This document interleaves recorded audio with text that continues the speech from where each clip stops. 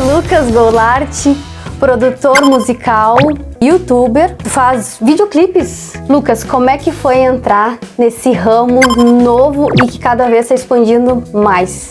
Na verdade, tudo que eu entrei sempre fui empurrado para as coisas, né? Como músico. Meu pai, letrista de música nativista, eu ia em festival, eu ia em estúdio. Eu lembro que eu fui num estúdio uma vez que eu não lembro nem que estúdio era e eu fiquei encantado com as ondinhas e o áudio rodando. Minha primeira graduação foi em biologia, eu não cheguei a concluir. Tudo a ver. Biologia.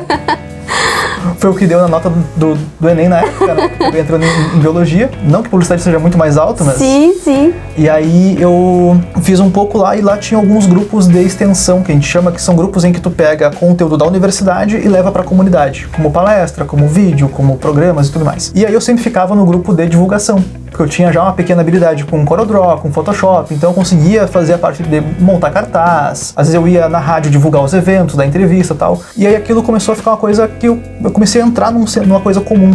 E na música muito parecido, porque a gente começou a realizar alguns eventos, porque o que acontecia? Na época, a gente percebia muito que o poder público fazia eventos, mas que variava muito de quem estava no cargo. Então, se tinha o vereador X, o prefeito Y, casava e fazia evento, mas quando não tinha, não tinha. E às vezes esses eventos eles coincidiam com o final do mandato, então a gente acaba ficando, às vezes ficava 6 anos sem um bom evento. A gente começou a juntar com alguns amigos, apoiadores às vezes que eram esses vereadores que ajudavam, a gente conseguiu fazer alguns eventos, e novamente o Lucas acaba caindo para divulgação.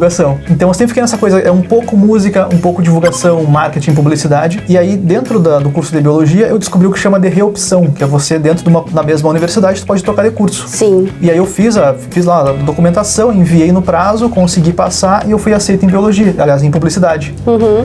E aí a coisa é muito engraçada, porque eu tô em publicidade, tô estudando isso, e aí uma banda me procura. Porque eu falo assim, aqui em São Borja tem poucos estúdios, são estúdios que a gente não se identifica tanto, quem sabe tu monta o teu estúdio. Mas eu não tenho nada. E aí o meu primeiro cachê como produtor já foi o equipamento do estúdio.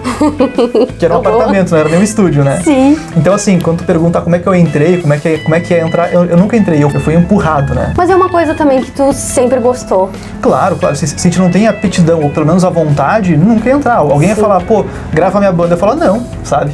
Se não fosse a minha vontade, se não fosse o desejo, né? Até porque, quais instrumentos que tu toca? Eu sou baterista. De raiz, assim, eu sou baterista, já fui um bom baterista, mas é uma coisa muito louca, a gente acaba trocando um conhecimento pelo outro. Assim como eu já fui um skatista mediano e hoje se eu subir no skate eu me quebro, eu já fui um bom baterista de bom pra ótimo, assim, se eu tocar hoje eu passo vergonha.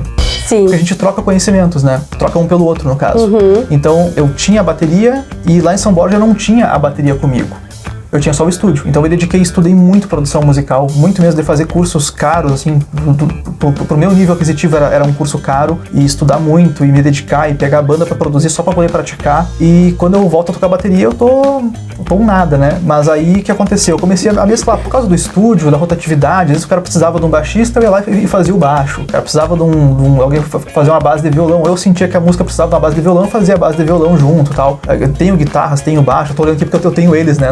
Nós vamos mostrar as fotos também, que vai aparecer as fotos. Que eu tenho nas paredes aqui. Então, assim, a música é uma linguagem. Então, se tu entender aquela linguagem, tu aplicar ela, né, que nem uma pronúncia. Eu posso não ser o melhor baixista, mas eu consigo ter a pronúncia do baixo, ter a linguagem do baixo pra encaixar numa música ali. Vai ficar bom ou não? Eu prefiro que seja outro baixista, que não seja eu. Normalmente eu prefiro que seja outra pessoa. Mas no caso, eu quebro o galho. Mas eu sou baterista, eu canto, eu toco um violãozinho, uma guitarra ali e o baixo eu gosto. Não sou bom, mas eu gosto. Então, tu é baterista, tu toca violão, baixo, canta e ainda produz. Tudo isso. Mas tu pode resumir assim, ó, o Lucas é baterista, ele arrisca o resto e produz. O teu forte é produzir. É produzir. E a produção é uma coisa muito instintiva, assim. Até tem um professor meu, o Liciel Franco, que ele fala que tu não tem como ensinar a produção musical. Porque é o cara da música que ele olha pro outro e fala assim, isso aqui não tá legal, se fizer do outro jeito melhora.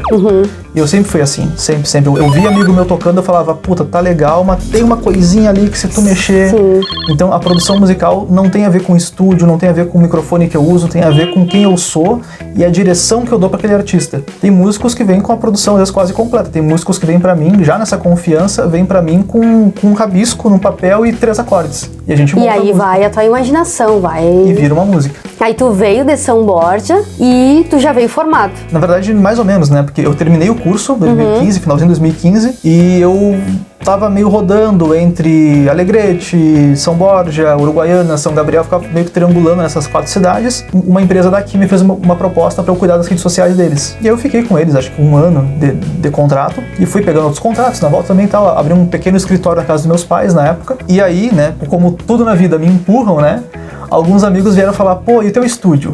E as gravação? E cadê a produção? E eu não queria, porque isso acontece, na época era um pouco pior, hoje tá um pouco, tá menos ruim, digamos assim. O que aconteceu? Houve uma popularização do equipamento, do nível acessível dos equipamentos. Então, tanto os músicos tinham equipamento, interface, microfone, fone de ouvido legal em casa, quanto tinha muito estúdio. Tinha gente que comprava pra brincar, ficava mais ou menos bom e abria um estúdiozinho no fundo de casa e tal. E tava todo mundo competindo pelo preço. E eu falei, eu não tenho cacife pra entrar com marketing pesado e me colocar, e não tinha nem estrutura, a casa dos meus pais, né? Sim, sim. Pra me colocar como um cara bom na área, e também não vou competir pelo preço. Com todo respeito, eu não fiquei 4 anos estudando pra brigar pelo preço, né? Então eu falei, não vou entrar nessa. E aí alguns amigos começaram, pô, me produz e tal. E aí tinha um quartinho com as meus pais que eles não usavam. E eu botei a bateria lá, botei uns microfones e tal. E aí eu dei muita sorte de produzir uma cantora que chama Franciele Alves. É uma amiga minha de infância que virou uma baita cantora, cantou em ópera. E ela fez uma música comigo, uma música sinfônica que a gente depois fez o clipe. Com a minha primeira câmera, a gente fez o clipezinho. E deu muito bom. E começou a chamar muita gente. E assim, Lucas, todo o material que tu usa é um custo bem alto, né? Total. Deve ter um carrinho popular nesse quarto que a gente tá aqui. Então, tu teve que trabalhar para juntar um valor para começar no básico, até tu conseguir transformar no que tu já transformou agora, né? Sim. E vai ampliar cada vez mais. A melhoria constante. O Lucas tem um canal. O que tu aborda lá no teu canal do YouTube? O meu canal do YouTube de música, a gente fala de produção musical, então tem dicas de mixagem, na maioria é isso, tá? Algumas coisas de gravação, mas muito pouco, porque foi a estratégia que eu tive para lançar o meu curso de produção. Tu tem um curso? Eu tenho um curso de mixagem. Guri! Então foi tudo meio já encaminhado, sabia que ia demorar, né? Esse curso é online? Sim, online. Curso A gente vai colocar o teu curso aqui na descrição isso, também pro pessoal, quem tiver interesse, entrar em contato contigo, né? Isso, ele é um curso que ele parte do cara que já começou, ele não é um curso básico, então é um cara que já começou pro cara ir pro próximo nível. Eu não tenho didática para ensinar básico, infelizmente, não me sinto nesse dever aí, mas eu consigo pegar um cara que já produz e deixar ele melhor. Que show! Como eu falei, os músicos um tempo atrás, eles tinham equipamento em casa. Então muitos deles têm microfone, têm interface, têm coisinhas assim, conseguem gravar, mas não produzem tão bem, porque não tem a aptidão para isso. E os caras passavam às vezes uma tarde comigo produzindo e falavam, pô, isso aí eu aprendi com o Lucas. Eu falei, então eu posso ensinar, eu consigo ensinar. É uma habilidade que eu consigo ter. E aí eu comecei o canal, muita gente elogiava a didática, fiz grandes amigos ali. E aí esse canal, ele é um canal de produção, é um canal que ele ensina mixagem e masterização, ensina a usar alguns plugins e coisas que a gente faz pra música ficar melhor. Então tu te concilia como produtor musical, como youtuber também.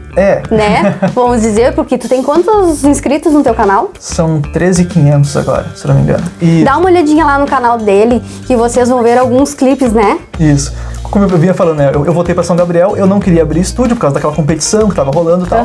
Alguns amigos começaram a me chamar pra produzir. Um deles, inclusive, a gente vai trabalhar agora na sequência, que é o Samuel Bairros, que é um músico que era do rock, foi pro gospel, e é um cara genial, talentosíssimo. E ele me chamou e pediu, cara, faz o meu clipe. Poxa, é verdade, eu sei filmar, sei editar, mas eu nunca tinha feito o clipe mesmo, né? E eu peguei a câmera com meu primo emprestado, uma Nikon D90, eu acho. E aí a gente foi pra rua gravar e tal, fez um clipe, ele ficou apaixonado pelo clipe, falou, se eu soubesse que era tão bom fazer uma música melhor. Ele falou assim. E aí eu falei, se eu for reabrir o estúdio, vai ser o estúdio com uma produtora de vídeo também. E aí foi que eu produzi esse pessoal que eu te falei, que deu muito certo, que deu muito bom. O John Rodrigues, a Fran Alves, o Daniel Camargo, a galera que eu produzi que deu muito certo e que eu consegui vir pra essa casa, né, pra conseguir tocar o negócio mesmo. E nessa época, acho que foi 2017 que foi quando eu me mudei, a 2019 que eu só música. Trabalhei só com música durante esses 2 anos. É isso aí. Foi um prazer ter tu aqui no nosso canal, nossa playlist de empreendedores de sucesso. Espero que amplie cada vez mais. Obrigado. Até mais. Até. Valeu.